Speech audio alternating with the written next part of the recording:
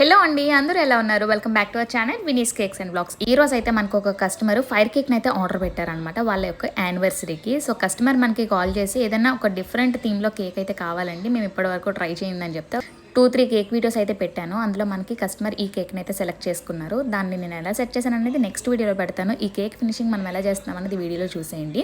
మీలో చాలామంది నాకు వాట్సాప్లోని, ఇన్స్టాగ్రామ్లోని కేక్ ఫినిషింగ్ బాగా రావట్లేని అయితే మెసేజ్ చేస్తున్నారనమాట.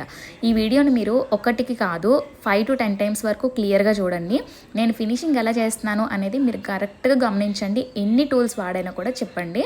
ఫినిషింగ్ మెయిన్గా క్లియర్గా రావాలి అంటే మనం కొంచెం ఎక్కువ క్రీమ్ అయితే కేక్ మీద అప్లై చేసుకోవాలండి. కేక్ మీద క్రీమ్ ఎక్కువ పెట్టేసుకున్న తర్వాత స్పాచులాతోని, స్క్రాపర్తోని మంచిగా స్ప్రెడ్ చేసుకోవాలన్నమాట. ఫస్ట్ నేను చిన్న స్పాచులాతో స్ప్రెడ్ చేసుకున్న తర్వాత స్క్రాపర్తోని చుట్టూ కూడా ఫినిషింగ్ ఇచ్చేసుకున్నాను కదండి. పైకి వచ్చిన ఎక్స్ట్రా క్రీమ్ని మాత్రం పెద్ద స్పాచులతో మాత్రమే మనం అయితే తీసుకోవాలన్నమాట. ఇప్పుడు చూస్తున్నారు కదా, పెద్ద స్పాచులని మనం కొంచెం క్రీమ్ తీసిన తర్వాత ఖచ్చితంగా 2 sides కూడా క్లీన్ చేసుకోవాలన్నమాట. నేను ఇప్పుడు చేస్తున్నట్టు అలా చేసుకుంటే ఏంటంటే మనకి కేక్ మీద ఒక లైన్ కూడా లేకుండా మనకు మంచి ఫినిషింగ్ అయితే వస్తుందండి. ఒకసారి మీరు కరెక్ట్గా అబ్జర్వ్ చేసినట్టయితే అర్థమవుతుంది.